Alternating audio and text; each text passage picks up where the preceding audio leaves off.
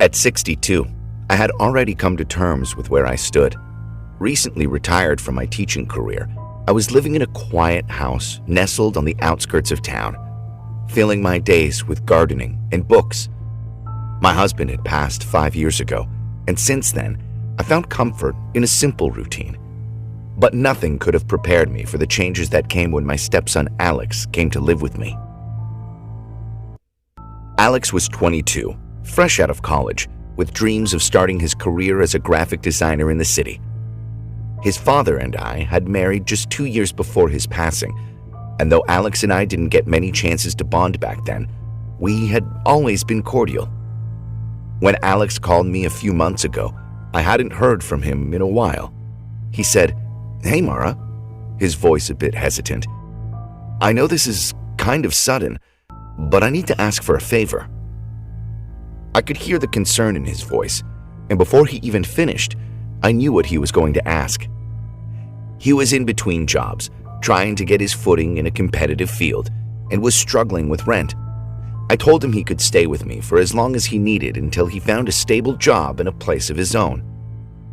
I remember the day he arrived. I spent the morning cleaning up the guest room, making sure everything was just right.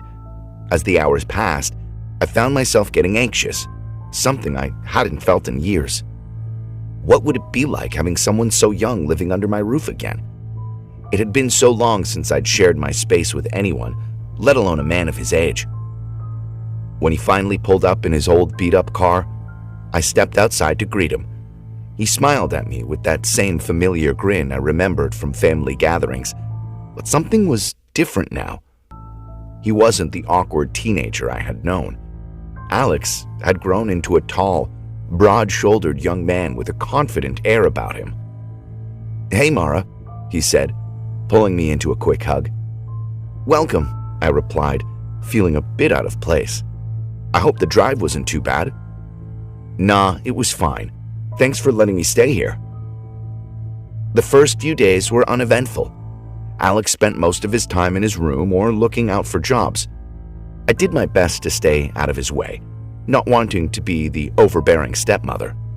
But there was something different about the house with him in it. I noticed small things, like the way he would smile at me from across the table, or how he would linger in the kitchen just a little longer than necessary, chatting with me about his day. It was nice to have someone around. I couldn't deny that. One night, a few weeks after he moved in, something unexpected happened. I had gone to bed early, the house quiet as usual. It was probably around midnight when I heard the soft creak of my bedroom door opening. I turned over, barely awake, and saw Alex standing in the doorway. "Alex?" I mumbled, confused. "Is everything all right?" He stepped into the room, his figure silhouetted against the dim light coming from the hallway. His face was hard to read in the shadows, but I could tell something was on his mind. I couldn't sleep," he said quietly, walking toward my bed. I sat up, rubbing my eyes. "Is something wrong?" He hesitated. Then, he sat down on the edge of the bed. The mattress dipped slightly under his weight. "I don't know," he said finally. "I guess I've just been feeling a little lost." There was something in his voice that tugged at my heart. I had always seen Alex as a capable, self-assured young man, but in that moment, he seemed so vulnerable. Without thinking, I reached out and placed my hand on his arm, offering what little comfort I could. "You're going to be all right," I said softly. "It's just a rough patch. Everyone goes through it at some point." He looked at me, then his eyes searching mine, and, for a moment, the air between us felt different, thicker. I don't know how else to describe it. I should have pulled away, should have said something to break the tension, but instead, I stayed still, my hand lingering on his arm. "Thanks, Mara," he said, his voice barely above a whisper. I nodded, unsure of what else to say. He stood up slowly, his eyes lingering on me for just a second longer before turning and heading back to his room. As the door clicked shut behind him, I lay back down, my heart racing in my chest. I didn't know what to make of the moment we had just shared. Was it my imagination? Or had something really changed between us? The next morning, everything was back to normal. Alex acted as if nothing had happened, chatting with me over breakfast about his job hunt and weekend plans. But I couldn't shake the feeling that something had shifted. I tried to push it out of my mind, telling myself that I was overthinking it, that I was just lonely and misreading the situation. But as the days went on, I couldn't deny that there was something there. It was in the way his hand would brush against mine when we passed in the hallway, the way he would look at me when he thought I wasn't paying attention. It was subtle but undeniable, and I found myself wondering, where would this lead? We sat there for a long time, the weight of what had just happened settling in. The room was quiet, except for the faint hum of the TV, but inside my mind was racing. I had just crossed a line I never thought I'd even approach. But there was no going back now. Alex was still holding me, his hand resting gently on my waist, and I found myself leaning into him, feeling a strange sense of comfort and guilt all at once. "What now?" I finally whispered, more to myself than him. He didn't answer right away. Instead, he shifted slightly, turning to face me fully. His eyes held a seriousness that made my heart race. "We take it one step at a time," he said quietly. "I don't want to rush anything. I care about you, Mara, more than I probably should." The honesty in his voice hit me hard.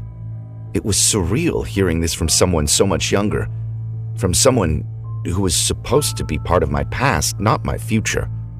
But there it was, this undeniable connection that we both felt, but had no idea how to navigate. "I care about you too," I admitted, my voice trembling slightly. "But this is complicated, Alex. So much more complicated than either of us might realize." "I know," he said softly. "I get that. But we don't have to figure out everything right now. We can just take it slow." I nodded, trying to process everything. My rational mind was screaming at me to stop, to push him away and set boundaries. But another part of me, the part that had been buried under years of loneliness and grief, was telling me something different. It was telling me that maybe, just maybe, I deserved to feel something again, even if it was unconventional, even if it was messy. For the next few days, things were different. We didn't talk about the kiss, but the energy between us had shifted. There was a quiet understanding, an unspoken agreement that something had begun, and we were both tiptoeing around it, not wanting to break the fragile balance we had created.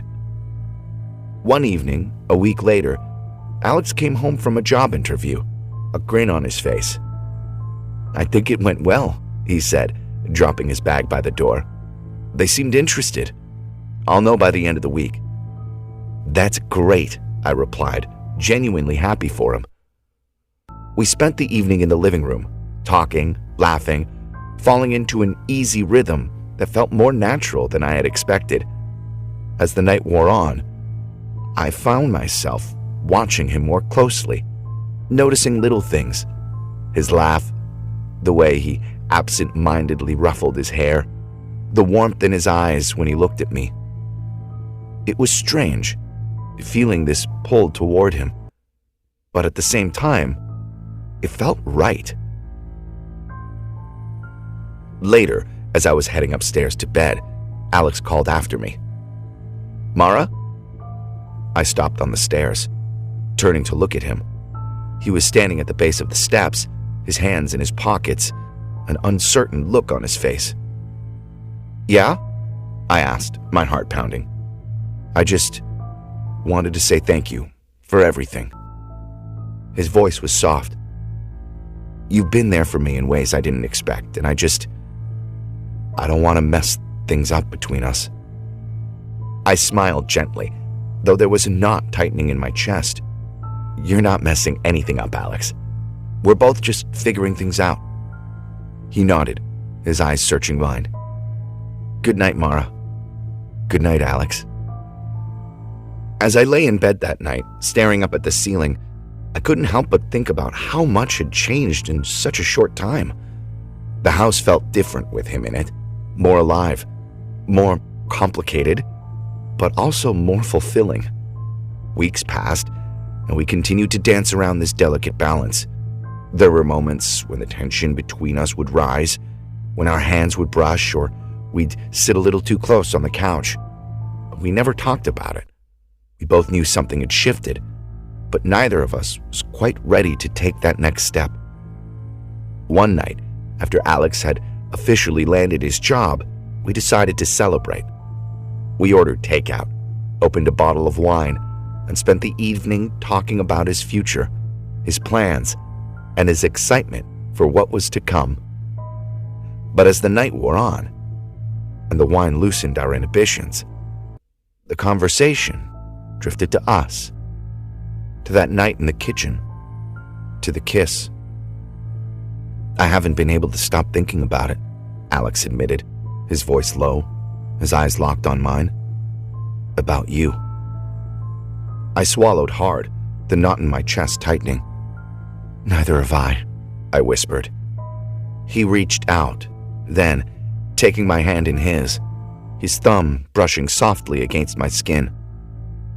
I know this is complicated, he said quietly, but I don't care. I just want to be with you.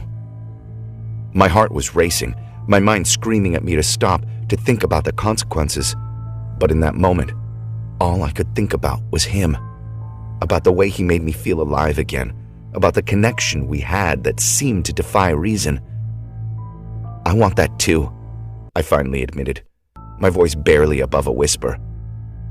And with that, the last of my resistance crumbled. We leaned into each other, our lips meeting in a kiss filled with all the longing, all the desire we had been holding back for so long. This time, there was no hesitation, no pulling away. That night, everything changed between us. We crossed a line that we both knew we couldn't uncross, but neither of us wanted to. It was messy, complicated, and completely unexpected, but it was also real. And in that moment, that was all that mattered. As we lay together, the weight of the world momentarily lifted. I realized that life doesn't always follow the rules. Sometimes, it throws you into situations you never imagined, with people you never expected. And sometimes, you just have to let yourself feel, even if it's complicated, even if it's not what you thought your life would look like. Because in the end, life is short, and maybe, just maybe, happiness doesn't always come in the way you think it will.